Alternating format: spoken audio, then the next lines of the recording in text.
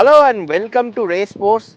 Less than 24 hours left for the mega WTC final between India and Australia, the much anticipated final. And the heat is building up. Though in London it's bit chilly and it's bit cold, but if you ask the players, there is a lot of heat inside. The heat of not winning an ICC trophy in the last 10 years in the Indian camp is there.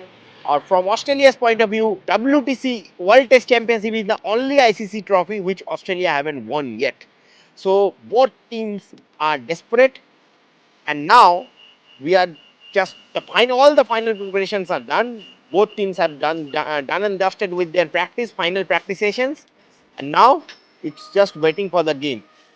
आज हमने बहुत जो रोहित शर्मा के injury square हुआ था उसके ऊपर भी हमने अपडेट दिया। हमने ऑस्ट्रेलिया के जो प्रैक्टिस सेशन में हमने देखा कि दो तीन ऑस्ट्रेलियन बैट्समैन जो हैं वो बॉलर तो ज़्यादा एक्टिव दिखे नहीं, थोड़ा दो तीन बैट्समैन आके वहाँ पर नॉकिंग कर रहे थे। तो ओवरऑल इस मैच के बारे में बात करने के लिए आज मेरे साथ जुड़ चुके हैं मेरे बहुत अच्छे दोस्त और दैनिक जागरण के स्पोर्ट्स एडिटर अभिषेक जी त्रिपाठी। अभिषेक जी, पहले तो welcome to race sports. Abhishek ji, क्या लग रहा है इस टेस्ट मैच के लिए? वन ऑफ गेम है, टीम कॉम्बिनेशन इंडिया का आपको क्या लग रहा है, क्या होने वाला है? या आपको लग रहा है कि इंडियन टीम लास्ट मोमेंट तक वेट कर रहा है कि कल का वेदर कैसा होगा? उमेश यादव का फिटनेस के बारे में बात किया जा रहा है, तो आप इस बारे में थोड़ा सा बताइए। देखिए, यहाँ का मौसम विभाग जो है वो वेदर का अनुमान नहीं लगा सकता, तो इंडियन टीम के अनुमान लगाएगी। आपको अपने पॉजिटिव्स पे जाना चाहिए। मुझे लगता है इंडिया टीम को देखना चाहिए कि मौसम कैसा है, साथ में पिच कैसी है, और उसके बाद उसे जाना चाहिए। जो यहाँ के रिकॉर्ड कैसे हैं उनको देखना चाहिए। जैसे यहाँ पे जो 3 काउंटी मैचेस हुए हैं उसमें सिर्फ 32 ओवर स्पिनर ने किए दोनों टीमों से, कोई भी विकेट नहीं लिया। और उसमें भी उनका एवरेज 156 के आसपास है। तो आप समझ सकते हो कि क्या बॉलिंग एवरेज है। तो ऐसे में और 750 के अराउंड जो बॉलिंग की है वो फास्ट बॉलर ने करी है, 3 ओवर्स। तो इतनी बॉलिंग करी है फास्ट बॉलर ने। तो और सबसे बड़ी बात है, यहाँ पे अगर ये मैच जून के लास्ट में हो रहा होता तब भी हम समझ सकते हैं कि 2 स्पिनर को खिलाएंगे। और मुझे लगता है यहाँ पे 4 फास्ट बॉलर के साथ जाना चाहिए अगर उमेश यादव फिट है तो। अगर उमेश यादव, आज हम जो हमने देखा कि उमेश यादव नेट पे आए, शायद उनको आज फिटनेस ट्रेनिंग के लिए ही लाया गया था, तो उन्होंने नेट पे ज़्यादा बॉलिंग तो नहीं की, थोड़ा सा शॉर्ट रनअप में एक दो गेंद डाले उन्होंने। कल भी वो प्रैक्टिस सेशन में नहीं थे, उसके पहले दिन वो आए थे, लेकिन सिर्फ बैटिंग किया, बॉलिंग तो उन्होंने नहीं किया। तो कितना बॉलिंग फिट आपको लग रहा है कि उमेश यादव है यार? उमेश यादव अगर कल तक फिट भी हो जाए, उनको बिना बॉलिंग ज़्यादा दो तीन बिना ओवर डाले हुए क्या उनको खिलाना सही होगा? देखिए, उमेश यादव आईपीएल में खेले थे, फिर वो अनफिट हुए, फिर उनको आईपीएल में वो डब्ल्यूटीसी फाइनल में खेल सकें, उसके लिए फिट हो सकें, तो वो आईपीएल में फिर बाद में नहीं खेले। उसके बाद वो यहाँ पर आने वाले सबसे पहले बैच के खिलाड़ी थे। वो यहाँ पे पहुंचे, यहाँ पे काफी दिन से पोर्ट्समouth में प्रैक्टिस कर रहे थे। वहां पर उन्होंने कितनी बॉलिंग करी है ये पता नहीं है। लेकिन आपको बात करें, जब फर्स्ट डे यहाँ पे प्रैक्टिस हुई ओवल में, तो उन्होंने बैटिंग का बहुत अभ्यास किया, बॉलिंग भी की। लेकिन उन्हें सबसे पहले, जब एक तरफ विराट और रोहित बैटिंग कर रहे थे, तो चौथे नेट पे सबसे पहले उमेश को बल्लेबाजी के लिए उतारा गया। तो इसका मतलब है कि टीम उनके बारे में सोच रही है। लास्ट जो भारत ने यहाँ ओवल में मैच किया था उसमें भी उमेश ने अच्छी गेंदबाजी करी थी। जैसा कि क्यूरेटर ने कहा है कि इस पिच पर शो ना हो, बाउंस जरूर होगा। तो उमेश जो है वो, उनकी हाइट ठीक है, पेस अच्छा है, डेक पे बॉल फेंकते हैं, बाउंस होता है। तो मुझे लगता है कि उनको जो है यहाँ पे खिलाना चाहिए अगर वो फिट है।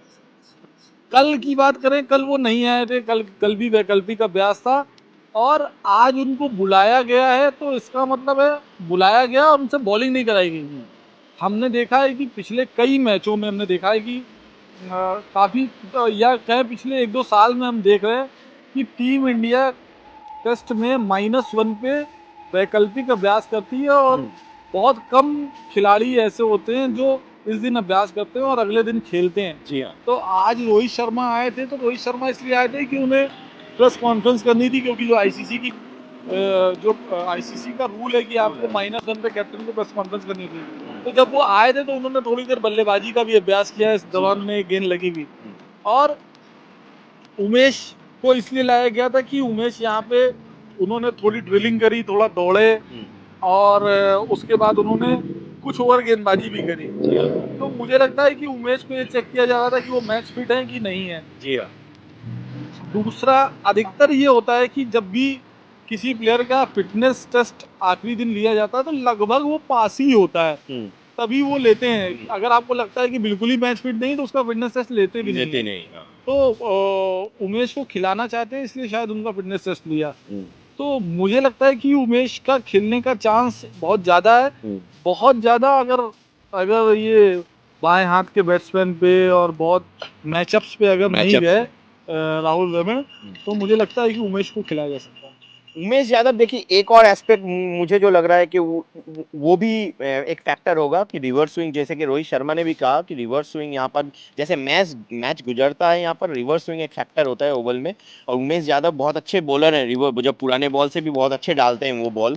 तो रिवर्स स्विंग के हिसाब से भी अगर देखा जाए तो उमेश यादव एक अच्छे ऑप्शन है रिवर्स, जो रिवर्स स्विंग करवा सकते हैं ऐसे कंडीशंस में। तो देखिए उमेश यादव को लेकर तो इंडिया डेस्परेट है, लेकिन अगर उमेश फिट नहीं होता है तो आपको क्या लग रहा है कि जयदेव उनडकट का कुछ चांस बनेगा अगर उमेश फिट नहीं होता है, लेकिन इंडिया चाहते हैं कि 2-4 टेस्ट फास्ट बॉलर के साथ जाए? मुझे नहीं लगता उनादकट को अब बहुत ही कोई ऐसी कंडीशन पड़ जाए कि उनादकट को खिलाना है, तो वो 11 में जगह बना सकते हैं। मुझे नहीं लगता कि अगर उमेश खेलेंगे तो उमेश की चांस बनते हैं या फिर रविचंद्रन अश्विन के साथ जाएगी टीम। तो देखिए यही अभी तक मुझे जो लग रहा है कि टीम वेट कर रहा है। टीम कल फाइनल, कल टॉस के पहले तक दे विल वेट, क्योंकि कंडीशन भी देखेंगे। कल का वेदर फोरकास्ट बहुत अच्छा है, तो वेदर ओवरहेड कंडीशंस भी देखा जाएगा, तो उसके बाद फाइनल डिसीजन जो है ये लिया जाएगा। तो तब तक आप देखते रहिए, कल हम रेस स्पोर्ट्स को हम जुड़ेंगे कल आपके साथ मैच से पहले भी। हम ऑल द अपडेट्स जो ओवल में हो रहा है डब्ल्यूटीसी फाइनल को लेके, सब सारा अपडेट्स हम इसी प्लेटफॉर्म पे लाएंगे आपके लिए। आप देखते रहिए रेस स्पोर्ट्स। और Abhishek ji, thank you for joining with us. बिल्कुल बिल्कुल, मुझे बहुत अच्छा लगा आपके साथ जुड़कर। आगे भी हम लोग इस तरीके की बात करते हैं। Thank you and thank you for watching. This is Sandeepan Banerjee signing off from the Oval in London.